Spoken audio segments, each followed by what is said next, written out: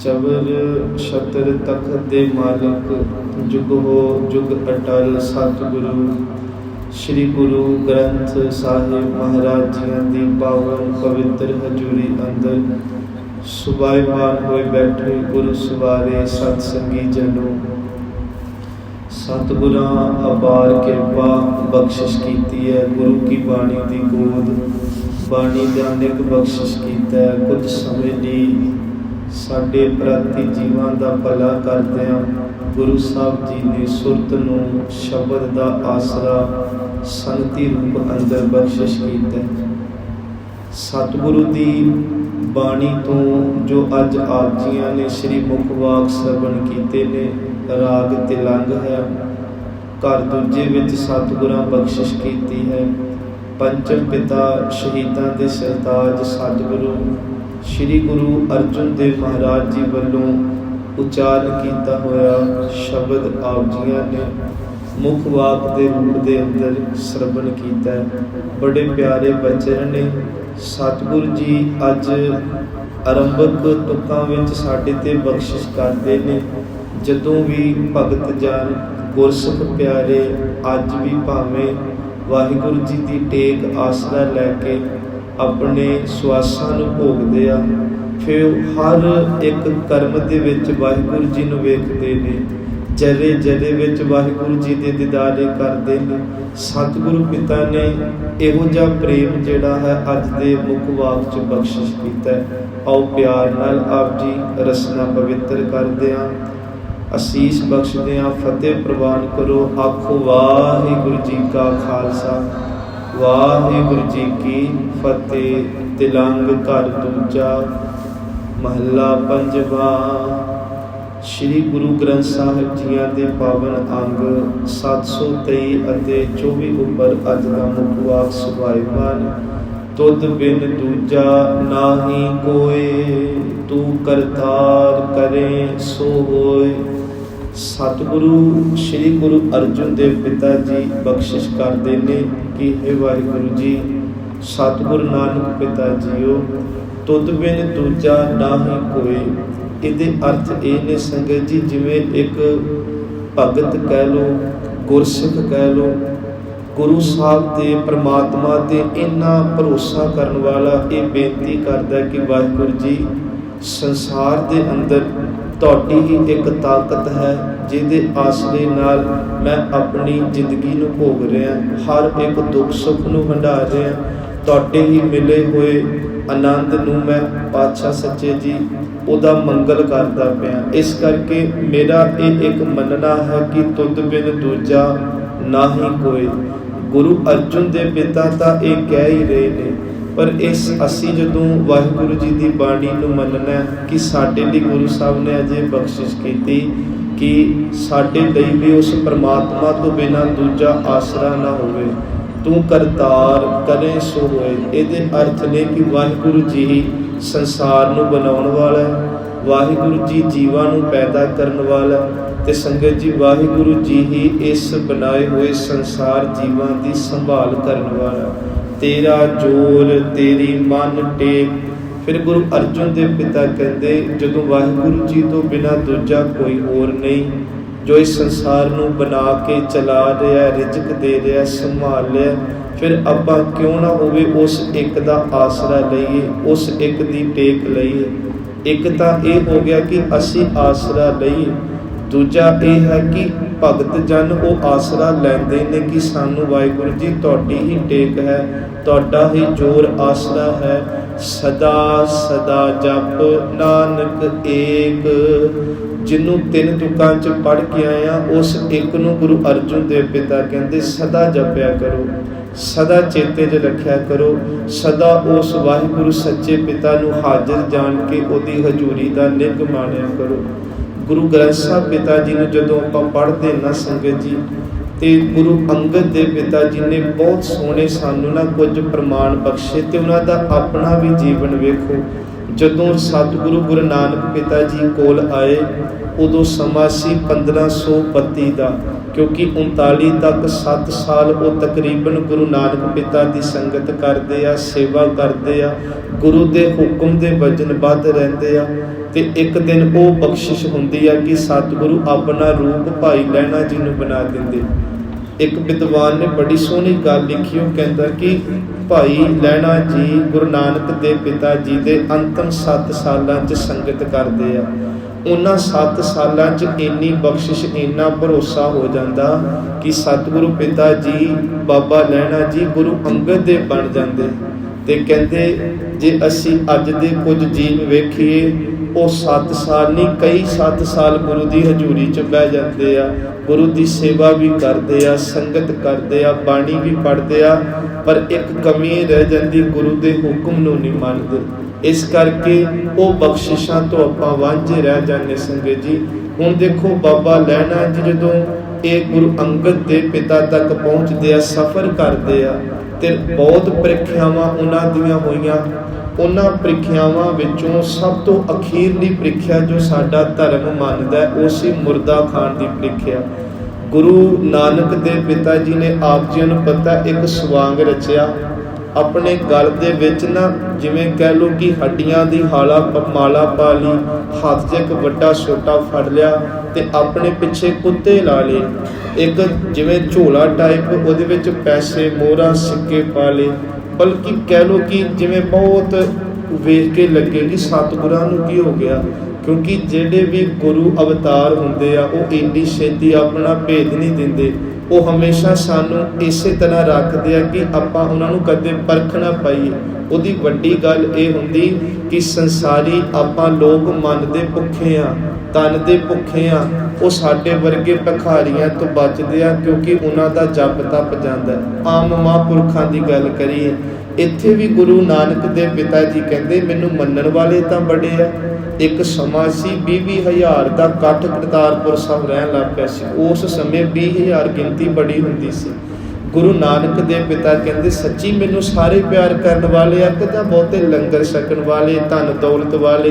हुण महाराज सच्चे पिता जी जदों ये सवांग रचदे आ ते जदों रस्ते च कुत्ते ज़्यादा मगर तुरदे आ ते अद्धे तां ओह उत्थों भज जांदे आ कि महाराज सच्चे पिता एवें नहीं ना बाणी ने कहा कोई कह आदमी नानक बेचारा।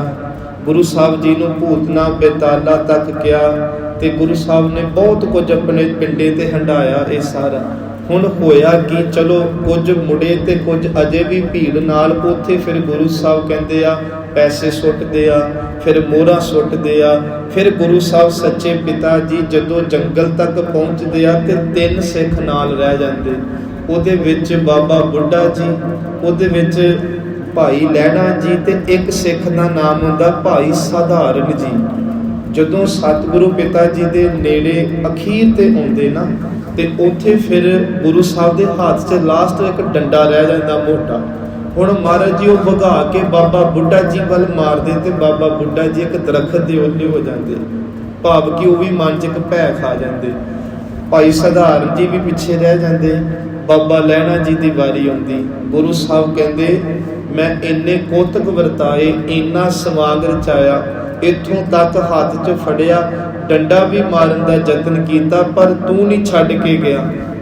रो के एक गल बाबा लहणा जी कहंदे तुद बिन दूजा ना ही कोई। बाबा लहणा जी कहंदे उन्हां दा होर होवेगा सतगुरु चले गए, मेरा तो है ही कोई नहीं। मेरे तुसी हो, जिदन मैं तुहाडा बनिया सी उदन जिंद भी तुहाडे लेखे लाए। हुण मैनू मार के अपने लड़ ला के रख लो, जिउंदियां रख लो, पर मैं तुहाडा दर छड्ड के नहीं जाना। गुरु साहब कहंदे अच्छा इन्ना प्यार करदा तां फिर सतगुरु पिता जी जो हुक्म करो, तुसी मनाउणा हुक्म। ते गुरु नानक देव पिता जी फिर उत्थे कहंदे संगत जी कहंदे मुर्दा खा हुणा जिहड़ा पिया है। बाबा लहणा जी ना नीवी पा लेंदे। मार सच्चे पिता हस के कहंदे क्यों डोल गया ना? ते बाबा लहणा जी कहंदे नहीं सतगुरु डोलिया नहीं, मैं ते ये सुनना चाहुंदा मुर्दा छका किहड़े पासे, पैरां वाले पासे शुरू करां जां मुख तो? खैर वो बाद ਵਿੱਚ ਸਤਿਗੁਰੂ ਜੀ ਨੇ ਗੱਲ ਵਕੜੀ ਲਾਇਆ ਸੰਗਤ ਜੀ। ਬਾਬਾ ਬੁੱਢਾ ਜੀ ਨੂੰ ਸੱਦਿਆ ਤੇ ਬਾਬਾ ਬੁੱਢਾ ਜੀ ਨੂੰ ਬੇਅੰਤ ਵਰ ਦਿੱਤੇ ਸੀ। ਉਹਦੇ ਵਿੱਚ ਸਭ ਤੋਂ ਵੱਡੀ ਗੱਲ ਇਹ ਸੀ ਕਿ ਬਾਬਾ ਬੁੱਢਾ ਜੀ ਤੁਹਾਡੇ ਤੋਂ ਉਹਲੇ ਕਦੇ ਨਾ ਹੋਸਾਂ। ਜਨਮ ਸਾਖੀਆਂ ਗੁਰੂ ਸਾਹਿਬ ਦੀਆਂ ਪੜ੍ਹਿਓ ਤੇ ਜਦੋਂ ਤੱਕ ਬਾਬਾ ਬੁੱਢਾ ਜੀ ਇਸ ਮਾਤਲੋਕ ਵਿੱਚ ਰਹੇ ਤਕਰੀਬਨ 125 ਵਰੇ, ਜਦੋਂ ਵੀ ਸਤਿਗੁਰਾਂ ਨੇ ਕੋਈ ਖੇਡ ਖੇਡਣੀ ਸੰਸਾਰੀ ਲੋਕਾਂ ਤੋਂ ਘਰੇਲੂ ਝਗੜੇ ਤੋਂ ਬਚ ਕੇ ਰਹਿਣਾ ਤੇ ਬਾਬਾ ਬੁੱਢਾ ਜੀ ਪ੍ਰਗਟ ਕਰਦੇ ਰਹੇ। ਬਾਬਾ ਬੁੱਢਾ ਜੀ ਉਹ ਸਨ ਜਿਨ੍ਹਾਂ ਨੇ ਤਿਲਕ ਗੁਰੂ ਸਾਹਿਬ ਦੀਆਂ ਅਗਲੇਰੀਆਂ ਜਿਹੜੀਆਂ ਉਹ 5 ਜਾਮਿਆਂ ਨੂੰ ਲਾਇਆ ਤਕਰੀਬਨ ਗੁਰੂ ਹਰਗੋਬਿੰਦ ਪਾਤਸ਼ਾਹ ਜੀ ਤੱਕ। ਸਤਿਗੁਰੂ ਨੇ ਇੰਨਾ ਮਾਣ ਬਖਸ਼ਿਆ ਬਾਬਾ ਬੁੱਢਾ ਜੀ ਨੂੰ। ਫਿਰ ਜਦੋਂ ਹੁਣ ਬਾਬਾ ਲਹਿਣਾ ਜੀ ਤੇ ਆਪਾਂ ਟਿਕੇ, ਗੁਰੂ ਸਾਹਿਬ ਦੀ ਬਾਣੀ ਆ ਬਾਬਾ ਲਹਿਣਾ ਜੀ ਦੀ। ਬਾਬਾ ਜੀ ਕਹਿੰਦੇ ਕਿਸ ਹੀ ਕੋਈ ਕੋਏ ਮੰਝ ਨਿਵਾਣੀ ਇੱਕ ਤੂੰ ਕਿਉਂ ਨਾ ਮਰੀਜੈ ਰੋਏ। ਇਹ ਜਦੋਂ ਗੁਰੂ ਬਣ ਗਏ ਨਾ ਫਿਰ ਉਹ ਪ੍ਰੇਮ ਚ ਬਾਣੀ ਉਚਾਰਦੇ ਸੀ। ਉਹਨਾਂ ਦੀ ਜ਼ਿਆਦਾ ਬਾਣੀ ਨਹੀਂ, 63 ਕੁ ਸ਼ਲੋਕ ਆ ਮਿਲਦੇ ਤੇ ਉਹ ਕਹਿੰਦੇ ਕਿ ਮੈਂ ਗੁਰੂ ਨਾਨਕ ਜੀ ਨੂੰ ਪਿਆਰ ਕੀਤਾ, ਹਕੀਕੀ ਕੀਤਾ ਤੇ ਕੇਵਲ ਉਦੋਂ ਤੱਕ ਨਹੀਂ ਕੀਤਾ ਜਦੋਂ ਤੱਕ ਸਤਿਗੁਰੂ ਸਰੀਰ 'ਚ ਰਹੇ। ਤੁਸੀਂ ਹੈਰਾਨ ਹੋਵੋਗੇ 6 ਮਹੀਨੇ ਗੁਰੂ ਨਾਨਕ ਜੀ ਅਜੇ ਕਹਿ ਲਓ ਕਿ ਸਰੀਰ 'ਚ ਕਰਤਾਰਪੁਰ ਰਹੇ ਤੇ ਆਪਣੇ ਜੋਤੀ ਜੋਤ ਸਮਾਉਣ ਤੋਂ 6 ਮਹੀਨੇ ਪਹਿਲਾਂ ਗੁਰਤਾ ਗੱਦੀ ਬਾਬਾ ਲਹਿਣਾ ਜੀ ਨੂੰ ਦੇ ਦਿੱਤੀ ਸੀ ਤੇ ਖਡੂਰ ਸਾਹਿਬ ਭੇਜਤਾ।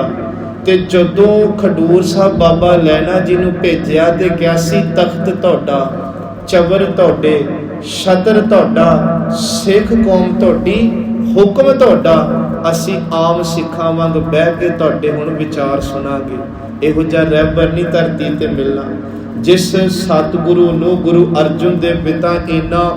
ਦੇਖੋ ਅਸੀਂ ਅੱਗੇ ਵੀ ਇੱਕ ਦਿਨ ਬੇਨਤੀ ਕੀਤੀ ਸੀ ਸੰਗਤ ਜੀ, ਸਤਿਗੁਰੂ ਗੁਰੂ ਨਾਨਕ ਜੀ ਜੋਤ ਰੂਪ ਹਰ ਆਪ ਗੁਰੂ ਨਾਨਕ ਕਹਾਇਓ। ਇੰਨਾ ਮਾਣ ਹੈ ਸਤਿਗੁਰਾਂ ਪਿਤਾ ਜੀਆਂ ਨੂੰ। ਹੁਣ ਗੁਰੂ ਜੀ ਗੱਦੀ ਲਾ ਕੇ ਨਹੀਂ ਬੈਠੇ। ਜਦੋਂ ਸਤਿਗੁਰੂ ਕੋਲ ਕਿਸੇ ਆਣਾ ਤੇ ਮਹਾਰਾਜ ਨੇ ਕਹਿਣਾ ਹੁਣ ਗੁਰੂ ਅੰਗਦ ਪਿਤਾ ਨੇ। ਇੱਕ ਪਾਸਾ ਸੁਣ ਲਿਆ ਨਾ ਆਪਾਂ ਕਿ 6 ਮਹੀਨੇ ਗੁਰੂ ਨਾਨਕ ਜੀ ਸੰਗ ਆਮ ਰਹੇ ਕਿਰਤੀ ਸਿੱਖਾਂ ਵਾਂਗ ਕਰਤਾਰਪੁਰ। ਪਰ ਦੂਜਾ ਪੱਖ ਵੀ ਸੁਣਿਓ, ਜਿੰਨੀ ਦੇਰ ਤੱਕ ਗੁਰੂ ਨਾਨਕ ਦੇ ਪਿਤਾ ਇਸ ਧਰਤੀ ਤੇ ਰਹੇ ਉਨੀ ਦੇਰ ਤੱਕ ਗੁਰੂ ਅੰਗਦ ਪਿਤਾ ਵੀ ਤਖਤ ਲਾ ਕੇ ਨਹੀਂ ਬੈਠੇ। ਉਹ ਵੀ ਆਮ ਸੰਗਤਾਂ ਵਾਂਗ ਭੁੰਜੇ ਬਹਿਣਾ। ਪਤਾ ਉਹਨਾਂ ਨੇ ਇਹ ਗੱਲ ਕਹਿਣੀ ਕਿ ਮੈਂ ਇੰਨਾ ਯੋਗ ਨਹੀਂ, ਮੇਰੇ ਦੇ ਪੱਲੇ ਕੁਛ ਨਹੀਂ। ਇਹ ਤਾਂ ਸਤਿਗੁਰੂ ਗੁਰੂ ਨਾਨਕ ਪਿਤਾ ਦੀ ਕਿਰਪਾ ਹੈ ਕਿ ਉਹਨਾਂ ਨੇ ਇੰਨਾ ਯੋਗ ਬਣਾਇਆ। ਜਦੋਂ ਜੋਗੀਆਂ ਨੇ, ਸਿੱਧਾਂ ਨੇ, ਬ੍ਰਾਹਮਣਾਂ ਨੇ ਜਿਹੜੇ ਬਹੁਤ ਪੁੱਗੇ ਹੋਏ ਸਨ, ਜਿਹੜੇ ਸਰੀਰ ਨਹੀਂ ਸੀ ਵੇਖਦੇ ਆਤਮਾ ਨੂੰ ਵੇਖਦੇ ਸਨ, ਉਹਨਾਂ ਨੇ ਇੱਕ ਗੱਲ ਕਹੀ ਸੀ ਕਿ ਦੁਨੀਆ ਦੇ ਲੋਕੋ ਗੁਰੂ ਨਾਨਕ ਕਿਤੇ ਨਹੀਂ ਗਿਆ, ਬਸ ਸਰੀਰ ਬਦਲ ਲਿਆ। ਉਹੀ ਕੰਮ ਹੈ ਗੁਰੂ ਨਾਨਕ ਅੰਗਦ ਵਿੱਚ ਬਹਿ ਕੇ ਕਰਦਾ ਪਿਆ। ਕਿਉਂਕਿ ਸਤਿਗੁਰੂ ਉਹੀ ਨੇ ਨਾ। ਮਹਾਰਾਜ ਸੱਚੇ ਪਿਤਾ ਕਹਿੰਦੇ ਕਿ ਹੁਣ ਇੱਥੇ ਬਾਬਾ ਗੁਰੂ ਅੰਗਦ ਦੇ ਪਿਤਾ ਨੇ ਫਿਰ ਤਾਂ ਕਰਕੇ ਕਿਹਾ ਸੀ ਸੰਗਤ ਜੀ, ਜਾਲੋ ਐਸੀ ਰੀਤ ਜਿਤ ਮੈਂ ਪਿਆਰਾ ਵਿਸਰੈ, ਨਾਨਕ ਸਾਈ ਭਲੀ ਪ੍ਰੀਤ ਜਿਤ ਸਾਹਿਬ ਸੇਤੀ ਪਤ ਰਹਿ। ਇਹਦੇ ਅਰਥ ਨੇ ਉਹਨਾਂ ਰੀਤਾਂ ਰਸਮਾਂ ਨੂੰ ਤੋੜ ਦੇਣਾ ਚਾਹੀਦਾ, ਸਾੜ ਦੇਣਾ ਚਾਹੀਦਾ, ਜ਼ਿੰਦਗੀ ਚੋਂ ਦੂਰ ਕਰ ਦੇਣੀਆਂ ਚਾਹੀਦੀਆਂ ਜੋ ਸਾਨੂੰ ਇੱਕ ਪਿਆਰੇ ਦੀ ਟੇਕ ਤੋਂ ਵਾਂਝਾ ਕਰ ਦੇਣ, ਹੋਰਾਂ ਦੀ ਟੇਕ ਵਾਲੇ ਪਾਸੇ ਲੈ ਕੇ ਜਾਣ। ਇੱਕ ਦੀ ਟੇਕ ਮੰਗਦਾ ਕੌਣ ਹੈ? ਤੇ ਉੱਥੇ ਫਿਰ ਗੁਰੂ ਅਰਜਨ ਦੇਵ ਪਿਤਾ ਕਹਿੰਦੇ ਏਕੋ ਜਪ ਏਕੋ ਸਲਾਹੇ, ਏਕੋ ਸਿਮਰ ਏਕੋ ਮਨ ਆਹੇ, ਏਕ ਸਕੇ ਗੁਣ ਗਾਓ ਅਨੰਤ, ਮਨ ਤਨ ਜਾਪ ਏਕ ਭਗਵੰਤ, ਏਕੋ ਏਕ ਹਰ ਆਪ, ਪੂਰਨ ਪੂਰ ਰਹਿਓ ਪ੍ਰਭ ਆਪ। ਸਤਿਗੁਰੂ ਪਿਤਾ ਕਹਿੰਦੇ ਅਨੇਕ ਬਸਥਾਰ ਏਕ ਤੇ ਭਏ, ਏਕ ਅਰਾਧ ਪਰਾਸ਼ਤ ਗਏ, ਮਨ ਤਨ ਅੰਤਰ ਏਕ ਪ੍ਰਭ ਰਾਤਾ, ਗੁਰ ਪ੍ਰਸਾਦ ਨਾਨਕ ਇਕ ਜਾਤਾ। ਵੇਖੋ ਇਹ ਕਿੰਨੇ ਕਮਾਲ ਦੀ ਪੌੜੀ ਹੈ ਨਾ। ਫਿਰਤ ਪ੍ਰਭ ਆਇਆ। ਇਹ ਸ਼ਲੋਕ ਜਦੋਂ 20ਵਾਂ ਸ਼ੁਰੂ ਹੁੰਦਾ ਉਹ ਤੋਂ ਅਖੀਰਲੀ ਅਸ਼ਟਪਦੀ ਦੀ 19ਵੀਂ ਦੀ ਲਾਸਟ ਪੌੜੀ ਆ। ਮਹਾਰਾਜ ਕਹਿੰਦੇ ਇੱਕ ਨੂੰ ਜਪਣ ਵਾਲੇ, ਇੱਕ ਨੂੰ ਸਲਾਉਣ ਵਾਲੇ, ਕਣ ਕਣ 'ਚ ਇੱਕ ਨੂੰ ਵੇਖਣ ਵਾਲੇ, ਇੱਕ 'ਚ ਹੋਇਆ ਸਾਰਾ ਵਿਸਥਾਰ ਨੂੰ ਮੰਨਣ ਵਾਲੇ। ਜਦੋਂ ਇੱਕ ਨੂੰ ਜਪ ਕੇ ਸਾਰੇ ਆਪਣੇ ਪ੍ਰਾਸ਼ਤ ਐਬ ਲਾ ਦਿੰਦੇ ਆ, ਸੱਚ ਜਾਣਿਓ ਉਹ ਗੁਰੂ ਨਾਨਕ ਦੀ ਕਿਰਪਾ ਦੇ ਪਾਤਰ ਬਣ ਜਾਂਦੇ ਆ। ਸਤਿਗੁਰੂ ਪਿਤਾ ਜੀ ਨੇ ਇਹ ਅੱਜ ਬਖਸ਼ਿਸ਼ ਕੀਤੀ ਹੈ। ਅੱਗੇ ਮਹਾਰਾਜ ਕਹਿੰਦੇ ਨੇ ਸਭ ਉਪਰ ਪਾਰ ਬ੍ਰਹਮ ਦਾਤਾਰ। ਵੇਖੋ ਕਿੰਨੇ ਕਮਾਲ ਦੀ ਪੰਕਤੀ ਨਾ। ਅਕਸਰ ਮਨੁੱਖ ਦੇ ਨਾਲ ਥੋੜੀ ਈਰਖਾ ਰੱਖਦਾ, ਕਿਉਂਕਿ ਅਸੀਂ ਕਰਮ ਤੋਲਦੇ ਆ ਨਾ। ਇਹ ਸਾਡਾ ਸੰਸਾਰ ਇੱਦਾਂ ਦਾ ਵਾਹਿਗੁਰੂ ਜੀ ਨੇ ਬਣਾਇਆ ਕਿ ਅਸੀਂ ਆਮ ਹੀ ਸੁਣਿਆ ਹੋਵੇਗਾ, ਉਹ ਫਲਾਣਾ ਬੰਦਾ ਤੇ ਪਾਠ ਵੀ ਨਹੀਂ ਕਰਦਾ, ਉਹ ਤੇ ਕਦੇ ਗੁਰੂ ਘਰ ਵੀ ਨਹੀਂ ਆਇਆ, ਉਹ ਤਾਂ ਬੜੇ ਮਜ਼ੇ ਲੈ ਰਿਹਾ, ਉਹਦੇ ਬੱਚੇ ਵੈਲ ਸੈਟਲ ਨੇ, ਉਹ ਤਾਂ ਕਰੋੜਾਪਤੀ ਆ, ਭੂਏ ਭਾਂਡਾ ਵੀ ਬੜਾ। ਮਾਰਚ ਸੱਚੇ ਪਿਤਾ ਕਹਿੰਦੇ ਫਿਰ ਰੱਬ 'ਚ ਤੇ ਸਾਡੇ 'ਚ ਫਰਕ ਕੀ ਹੋਇਆ? ਕਿਉਂਕਿ ਜੋ ਵਾਹਿਗੁਰੂ ਜੀ ਹੈ ਉਹਨਾਂ ਦੇ ਪ੍ਰਥਾਏ ਅੱਜ ਕੀ ਕਹਿ ਰਹੇ, ਸਭ ਉੱਪਰ ਪਾਰ ਬ੍ਰਹਮ ਦਾਤਾਰ। ਦੁਨੀਆ ਲਈ ਕੋਈ ਪਿੰਗਲਾ ਹੋਵੇਗਾ, ਦੁਨੀਆ ਲਈ ਕੋਈ ਸ਼ਦਾਈ ਹੋਵੇਗਾ, ਦੁਨੀਆ ਲਈ ਕੋਈ ਆਸ਼ਰਮਾਂ 'ਚ ਧੱਕੇ ਖਾ ਰਿਹਾ ਹੋਵੇਗਾ, ਦੁਨੀਆ ਨੇ ਜਿਹਨੂੰ ਦੁਰਕਾਰਿਆ ਹੋਵੇਗਾ, ਇਹ ਮਤਾ ਜਾਣਿਓ ਉਹਨੂੰ ਰੱਬ ਨੇ ਵੀ ਦੁਰਕਾਰਿਆ। ਸੰਗਤ ਜੀ, ਪਰਮਾਤਮਾ ਨਾ ਜਿਹੜਾ, ਉਹ ਸਾਰਿਆਂ ਨੂੰ ਆਪਣੀ ਗੱਲ ਬੱਕੜੀ 'ਚ ਲਾ ਕੇ ਰੱਖਦਾ। ਜਿਵੇਂ ਮੰਨੋ ਇੱਕ ਮਾਂ ਦੇ 4 ਪੁੱਤ ਹੋਣ, 2 ਪੜ੍ਹ ਲਿਖ ਕੇ ਚੰਗੇ ਟਿਕਾਣੇ ਲੱਗ ਜਾਣ ਤੇ 2 ਨਸ਼ੇੜੀ ਜਾਂ ਅਲਪੱਗ ਬੁੱਧੀ ਦੇ ਮਾਲਕ ਹੋਵਣ, ਪਰ ਜਦੋਂ ਮਾਂ ਰੋਟੀ ਪਾ ਕੇ ਦਊਗੀ ਸਾਰਿਆਂ ਨੂੰ ਬਰਾਬਰ ਪਾ ਕੇ ਦਊਗੀ। ਜਿਹੜੀ ਸਿੱਧਕੀ ਮਾਂ ਆਪਣੇ ਬੱਚਿਆਂ ਨੂੰ ਇੱਕੋ ਅੱਖ 'ਚ ਵੇਖਦੀ ਆ। ਅੱਜ ਕੱਲ੍ਹ ਤੇ ਚਲੋ ਕਲਯੁਗ ਦਾ ਸਮਾਂ, ਮਾਵਾਂ ਵੀ ਪੁੱਤਾਂ ਦੀਆਂ ਵੈਰੀ ਬਣ ਗਈਆਂ, ਉਹ ਵੱਖਰੀ ਗੱਲ। ਸਤਿਗੁਰੂ ਜੀ ਕਹਿੰਦੇ ਸਭ ਉੱਪਰ ਪਾਰ ਬ੍ਰਹਮ ਦਾਤਾਰ। ਜਦੋਂ ਵੀ ਮਨ ਡੋਲੇ ਨਾ, ਕਿਉਂਕਿ ਮਨ ਡੋਲਦਾ ਤੇ ਹੈ, ਅਸੀਂ ਸੰਸਾਰੀ ਜੀਵ ਹਾਂ। ਕਾਹੇ ਮਨ ਤੂੰ ਡੋਲਦਾ ਹਰ ਮਨਸਾ ਪੂਰਨ ਹਾਰ। ਉਦੋਂ ਇਹੋ ਜਿਹੀ ਤੁਕ ਪੜ੍ਹ ਕੇ ਨਾ ਆਪਣੇ ਆਪ ਨੂੰ ਆਸਰਾ ਦਿਆ ਕਰੋ, ਜੇ ਮੈਂ ਰੋ ਰਹੀ ਹਾਂ ਤੇ ਮੇਰੇ ਰੋਣੇ ਨੂੰ ਵੀ ਮੇਰਾ ਗੁਰੂ ਨਾਨਕ ਵੇਖ ਰਿਹਾ, ਤੂੰ ਕਿਉਂ ਰੋ ਰਹੀ? ਜੇ ਮੇਰੇ ਸਤਿਗੁਰੂ ਪਿਤਾ ਮੈਂ ਅੱਜ ਕਿਸੇ ਗੱਲੋਂ ਪਰੇਸ਼ਾਨ ਆ ਤੇ ਮੈਨੂੰ ਪਤਾ ਮੇਰੀ ਪਰੇਸ਼ਾਨੀ ਤੁਸੀਂ ਚੰਗੀ ਤਰ੍ਹਾਂ ਜਾਣ। ਇੱਕ ਭਰੋਸਾ ਜਦੋਂ ਕਰਾਂਗੇ, ਇਹ ਨਹੀਂ ਕਿ ਅਸੀਂ ਚੌਂਕੜਾ ਮਾਰ ਕੇ ਵਾਹਿਗੁਰੂ ਵਾਹਿਗੁਰੂ, ਇਹ ਚੰਗੀ ਗੱਲ ਹੈ, ਪਰ ਸਾਰੀ ਦਿਹਾੜੀ ਕਰ ਨਹੀਂ ਸਕਦੇ। ਸਤਿਗੁਰੂ ਕਹਿੰਦੇ ਸਾਰੀ ਦਿਹਾੜੀ ਨਾਮ ਜਪਣਾ ਕੀ ਹੈ? ਨਿੱਕੀ ਨਿੱਕੀ ਗੱਲ 'ਚ ਵਾਹਿਗੁਰੂ ਜੀ ਨੂੰ ਪ੍ਰੈਜੈਂਟ ਸਮਝਣਾ, ਹਾਜ਼ਰ ਸਮਝਣਾ। ਉਹ ਮੈਨੂੰ ਵੇਖ ਰਿਹਾ, ਮੈਨੂੰ ਸੁਣ ਰਿਹਾ, ਵਾਹਿਗੁਰੂ ਜੀ ਮੇਰੇ ਨਾਲ ਹੈ, ਵਾਹਿਗੁਰੂ ਜੀ ਮੇਰੇ ਬੱਚਿਆਂ ਨਾਲ ਹੈ। ਜਿੱਥੇ ਮੈਂ ਜਾਣਾ, ਜਿੱਥੇ ਮੈਂ ਆਉਣਾ, ਹਰ ਸਮੇਂ ਇਹੀ ਸਿਮਰਨ ਹੈ ਵਾਹਿਗੁਰੂ ਜੀ ਦਾ। ਇਹ ਰੋਟੀ ਖਾਣ ਲੱਗੇ ਵਾਹਿਗੁਰੂ ਜੀ, ਮਤਲਬ ਜੋ ਵੀ ਅਸੀਂ ਐਕਟੀਵਿਟੀ ਕਰੀਏ, ਗੁਰੂ ਜੀ ਕਹਿੰਦੇ ਜਿਸ ਸਭ ਉੱਪਰ ਪਾਰ ਬ੍ਰਹਮ ਦਾਤਾ, ਉਹ ਵਾਹਿਗੁਰੂ ਜੀ ਸਾਰਿਆਂ ਦੇ ਸਿਰ ਤੇ ਰੱਖਿਆ ਹੈ। ਤੇਰੀ ਟੇਕ ਤੇਰਾ ਆਧਾਰ। ਫਿਰ ਗੁਰੂ ਸਾਹਿਬ ਉਸੇ ਗੱਲ ਨੂੰ ਰਿਪੀਟ ਕਰਦੇ ਆ ਕਿ ਇੱਕ ਵਾਹਿਗੁਰੂ ਜੀ ਦੀ ਟੇਕ ਲੋ, ਵਾਹਿਗੁਰੂ ਜੀ ਨੂੰ ਆਪਣੇ ਜੀਵਨ ਦਾ ਆਸਰਾ ਬਣਾਓ, ਰਹਾਓ। ਹੈ ਤੂੰ ਹੋਵਨਹਾਰ। ਵਾਹਿਗੁਰੂ ਜੀ ਸਦੀਵੀ ਸੱਚ ਨੇ, ਆਦ ਜੁਗਾਦੀ ਸਗਲ ਭਗਤ ਤਾਕੋ ਸੁਖ ਵਿਸਰਾਮ। ਗੁਰੂ ਪਿਤਾ ਜੀ ਅੱਗੇ ਬਖਸ਼ਿਸ਼ ਕਰਦੇ, ਅਗਮ ਅਗਾਧ ਊਚ ਅਪਾਰ। ਉਹ ਹੈ ਤਾਂ ਸਾਰੇ ਜਰੇ ਜਰੇ ਵਿੱਚ ਆ, ਮੇਰੇ ਵਿੱਚ, ਤੁਹਾਡੇ ਵਿੱਚ, ਪਸ਼ੂ ਪੰਛੀਆਂ ਵਿੱਚ, ਪਰਿੰਦਿਆਂ ਵਿੱਚ, ਕਣ ਕਣ ਵਿੱਚ, ਪਰ ਹੈ ਪਤਾ ਕਿਵੇਂ ਆ? ਅਗੰਮ ਹੈ ਤੇ ਅਗਾਧ ਹੈ, ਅਪਹੁੰਚ ਹੈ ਤੇ ਅਗਾਧ ਦਾ ਭਾਵ ਹੁੰਦਾ ਡੂੰਘਾ, ਵੇਦ ਸਮਝਿਆ ਨਹੀਂ ਜਾਂਦਾ।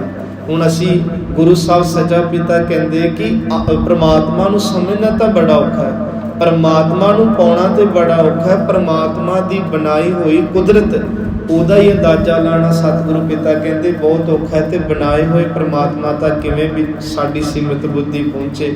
ਇਸ ਕਰਕੇ ਉਹ ਉੱਚਿਆਂ ਤੋਂ ਸ਼੍ਰੋਮਣੀ ਉੱਚਾ ਹੈ। ਅਪਾਰ ਦਾ ਭਾਵ ਹੈ ਜਿਹਦਾ ਪਾਰਾਵਾਰੀ ਕੋਈ ਨਹੀਂ, ਜਿਹਦਾ ਦੂਜਾ ਪਾਸਾ ਦਿਸਦਾ ਹੀ ਨਹੀਂ ਹੈ। ਜੋ ਤੁਧ ਸੇਵੈ, ਜਿਹੜੇ ਵਾਹਿਗੁਰੂ ਜੀ ਨੂੰ ਯਾਦ ਕਰਦੇ ਆ, ਵਾਹਿਗੁਰੂ ਜੀ ਨੂੰ ਧਿਆਉਂਦੇ ਆ, ਵਾਹਿਗੁਰੂ ਜੀ ਨੂੰ ਆਪਣੇ ਚਿੱਤ 'ਚ ਵਸਾ ਕੇ ਰੱਖਦੇ, ਤਿੰਨ ਭਉ ਦੁੱਖ ਨਾਹੀ। ਉਹਨਾਂ ਦੇ ਭਉ ਭਾਵ ਡਰ ਦੁੱਖ ਸਾਰੇ ਮਾਰਚ ਕਹਿੰਦੇ ਗੁਰੂ ਸਾਹਿਬ ਵਾਹਿਗੁਰੂ ਜੀ ਮੁਕਾ ਦਿੰਦੇ ਨੇ। ਗੁਰ ਪ੍ਰਸਾਦ ਨਾਨਕ ਗੁਣ ਗਾਹੇ।